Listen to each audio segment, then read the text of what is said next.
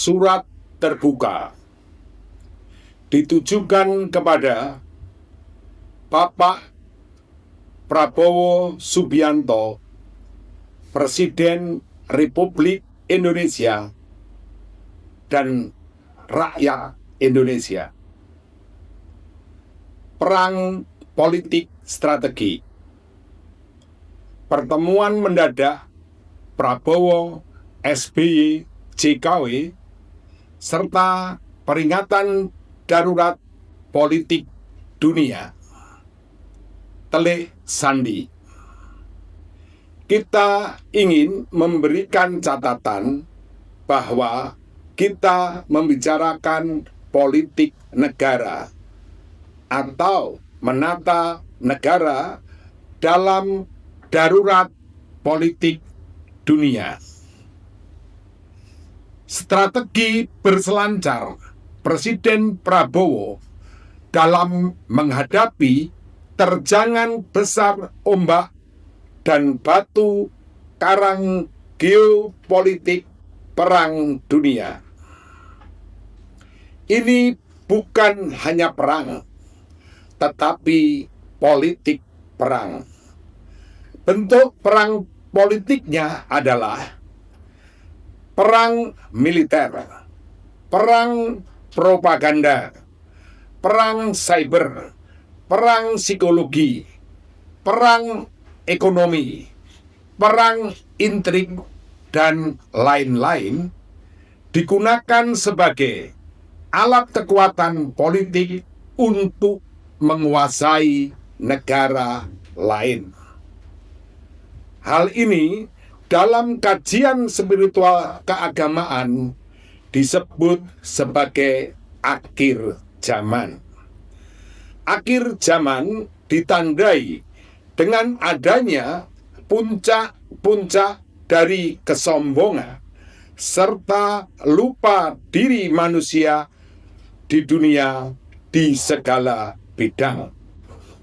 Yang merasa memiliki kekuatan militer, maka ingin menguasai dunia dengan kekuatan militer. Yang merasa punya kekuatan ekonomi, ingin menguasai dunia dengan kekuatan ekonomi. Yang merasa punya kekuatan politik, ingin menguasai dunia dengan kekuatan politik. Kesombongan serta lupa diri manusia akan menjadikan politik semau kue, masa bodoh, aturan dilanggar, perjanjian diingkari. Strategi politik perang akhir zaman untuk invasi terhadap negara-negara yang lain dipicu oleh ambisi watak karakter pribadi manusia yang memegang tampuk kekuasaan, karena ingin dikenal sebagai super power dunia yang tidak terkalahkan, menjadi pahlawan dunia, bahkan penyelamat dunia, kemudian menuhankan dirinya sendiri. Ancaman perang terhadap negara lain, ancaman blokade ekonomi, menghancurkan ekonomi, menghancurkan saham, mengganti kepala negara, perang propaganda, perang psikologi, perang cyber, memecah belah dan mengadu domba, dan lain-lain dilakukan dimanapun terhadap negara-negara yang dipandang ada hubungan strategis termasuk Indonesia. Presiden Prabowo belajar dari politik luar negeri Soekarno dan politik dalam negeri Soeharto, dijadikan tempat berpijak serta cakrawala pandang politik internasional dengan terus menyatukan kekuatan politik dalam negeri serta memperkuat politik ekonomi internasional. Secara filosofi spiritual, gabungan kekuatan Soekarno dan Soeharto tersebut disebut kekuatan Garuda dan Singa atau Garuda Singa. Ampuhnya gaya strategi politik dalam negeri Prabowo teruji serta terukur pada waktu kerusuhan bulan Agustus tahun 2025 dapat teredam dengan baik. Maka Presiden Prabowo paham peringatan darurat politik dunia, tantangan dan segala dampak permasalahannya mesti dihadapi. Untuk itu kekuatan politik dalam negeri mesti dipersatukan. Selanjutnya para pengusahanya mesti mengerti. Para pemuka agama-agamanya diberi pemahaman yang bijak. Semua stakeholder masyarakat paham sampai bangsa ini kembali memperkuat dan membangkitkan kembali spiritual nasionalismenya.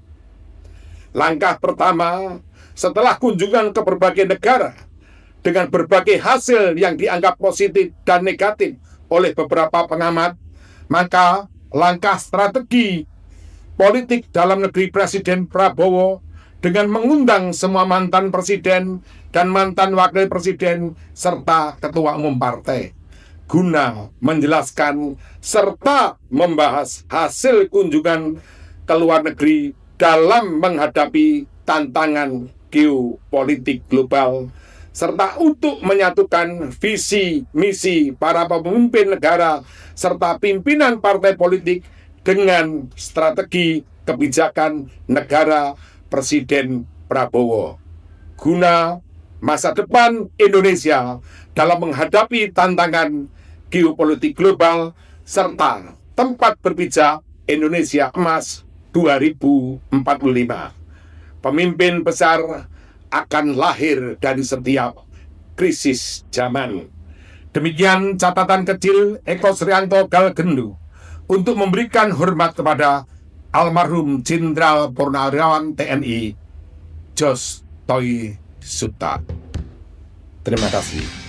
Rahana miha rahana tara muha rahana tara jamatara rahana taru. Ya Allah, berikanlah kami ridho-Mu untuk kami semua berani melanjutkan apa yang menjadi perjuangan dan niat baik kami.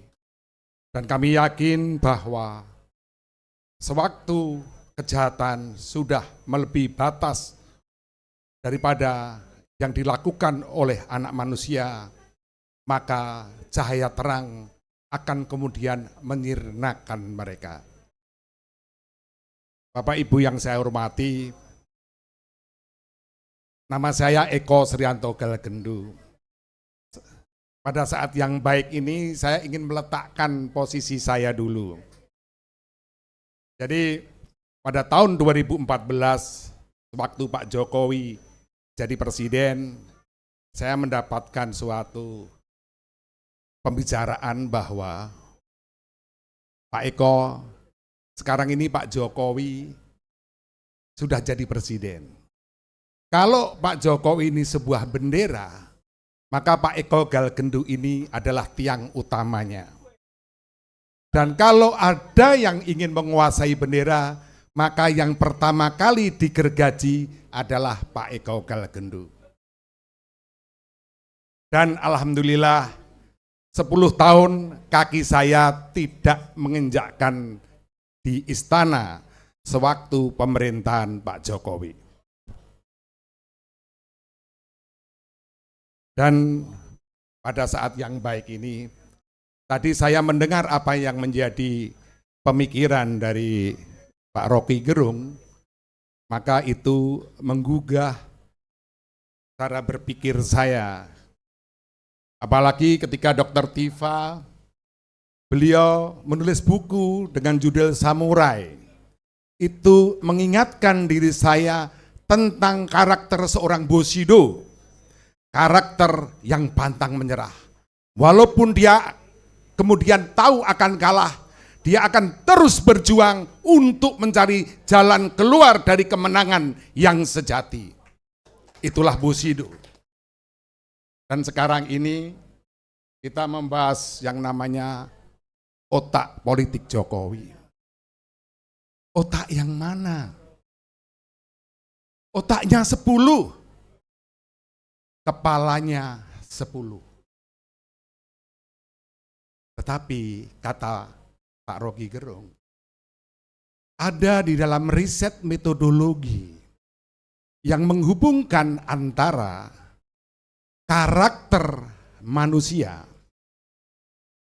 mentalitas, dan cara berpikirnya. Begitu yang Bung Roy ya. Sekarang ini, saya nyontek dulu.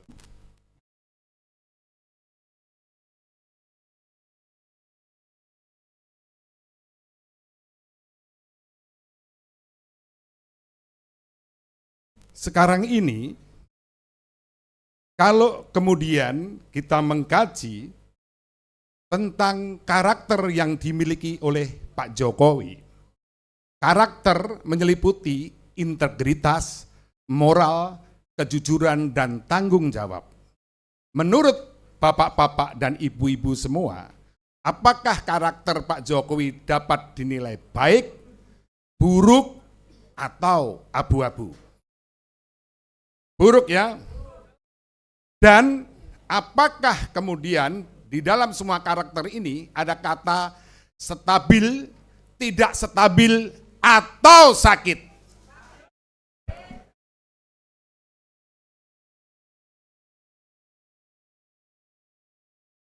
Kemudian kita bicara mentalitas. Menurut Bapak dan Ibu, apakah mentalitas Pak Jokowi kuat, sedang, atau lemah? Stabil, tidak stabil, atau sakit? Sekarang meliputi cara berpikir. Lurus, belok, atau terbalik? Stabil, tidak stabil, atau sakit? Bapak dan Ibu, kita akan memberikan suatu permasalahan dalam 3 contoh. Yang pertama adalah pertemuan Pak Jokowi dengan Ustadz Abu Bakar Basir. Menurut Anda, apakah kalau keinginan Ustadz Abu Bakar menemui Pak Jokowi, itu keinginan Ustadz Abu Bakar Basir atau Pak Jokowi? Betul. Karena walaupun Ustadz Abu Bakar Basir mau ketemu, kalau kubu Jokowi tidak mau, maka dia tidak akan kemudian bisa ketemu. Setuju ya? Termasuk saudara yang kedua, termasuk saudara kita Egy Sujana. Yang mau ketemu dengan Egy Sujana adalah kubunya Pak Jokowi. Jadi bukan karena Pak Egy Sujana. Kalau saya bisa katakan nanti Pak Egy Sujana, kemudian terjadi suatu hal yang menjadi suatu permasalahan seperti sekarang ini, kalian semua, Egy Sujana dan teman-teman ini kena jebakan yang namanya adu domba dan politik DVD tempera. Maka saya berharap islah dengan Egy Sujana, karena kalian adalah sama-sama korban. Nah, yang ketiga ini penting sekali, adalah cara berpikir politik Jokowi mengingatkan kita pada suatu sejarah yang terjadi pada zaman Kesultanan Demak yang dilakukan oleh Joko, tapi namanya Joko Tingkir. Joko Tingkir ini memiliki suatu keinginan untuk menjadi pahlawan. Maka dia punya cara bagaimana dia terus kemudian dapat menjadi pahlawan. Caranya adalah membuat yang namanya permasalahan atau goro-goro. Dengan cara mencari sebuah banteng besar, dan banteng besar itu dimasuki yang namanya orong-orong atau anjing tanah. Dibawalah yang namanya banteng besar ini di alun-alun, kemudian disakiti sedikit sehingga kemudian banteng ini marah. Tidak ada yang bisa melesaikan. Sehingga Sultan Trenggono terpaksa membuat sayembara yang bisa menyelesaikan kalau laki-laki diambil menantu, kalau kemudian perempuan diambil anak. Yang bisa menyelesaikan siapa? adalah yang membuat permasalahan, yaitu Joko Tingkir. Kalau sampai peristiwa ini sama, maka permasalahan ijazah palsu adalah otak daripada pembuat permasalahan, dan manajemen konflik adalah Jokowi sendiri, dan beliau dan sampean ini jadi korban. Ini penting sekali karena mengembalikan suatu permasalahan bahwa siapa sebenarnya sumber permasalahan tersebut.